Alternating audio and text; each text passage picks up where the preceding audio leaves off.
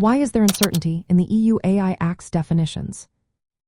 Have you ever wondered why there seems to be confusion surrounding the definitions in the European Union Artificial Intelligence Act? Let's break it down together. The uncertainty stems from the fact that this regulation is quite new and complex. It aims to cover a wide range of artificial intelligence technologies that are constantly changing. This means that many of the terms introduced in the Act are not yet clearly defined or consistently applied. One major reason for this ambiguity is the variety of artificial intelligence technologies available today. These technologies differ greatly in their design, purpose, and the risks they pose. The European Union Artificial Intelligence Act tries to regulate everything from simple tools to advanced systems. As artificial intelligence continues to evolve, the definitions in the Act need to be flexible. However, this flexibility can lead to confusion for those trying to understand how to comply with the law. Another factor contributing to the uncertainty is the risk-based approach taken by the Act. It classifies artificial intelligence systems into different risk categories, like unacceptable, high, limited, minimal, and systemic risks. Determining which category an artificial intelligence system falls into depends on its intended purpose and impact. This requires interpretation, and without detailed technical standards available at the start, the definitions related to risk levels remains unclear. Additionally, the Act relies on harmonized technical standards to help translate legal requirements into practical measures. These standards are still being developed and will be published after the Act is adopted.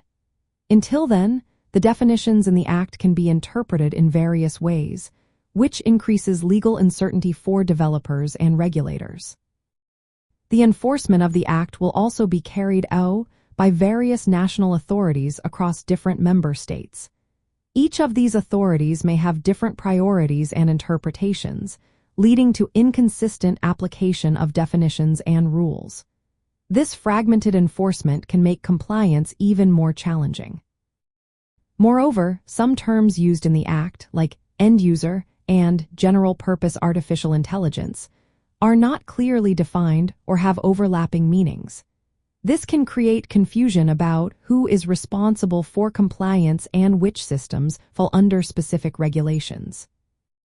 The Act also includes provisions for secondary legislation and delegated acts by the European Commission to clarify details. Until these are issued, many definitions and requirements will remain as vague. This phased approach means that while legal clarity will improve over time, it is limited at the initial enforcement stage. Finally, the European Union aims to regulate artificial intelligence to protect rights and safety without hindering innovation. This balance requires some flexibility in definitions, which can introduce uncertainty as stakeholders interpret how the law applies to new technologies. In practical terms, this means that developers, providers, and users of artificial intelligence must stay updated on regulatory changes. Engaging with technical standards once they are published will be essential. The European Union Artificial Intelligence Office and national authorities will help clarify definitions through guidance and decisions over time. As judicial rulings and coordinated enforcement develop, we can expect clearer legal norms for artificial intelligence in the European Union market.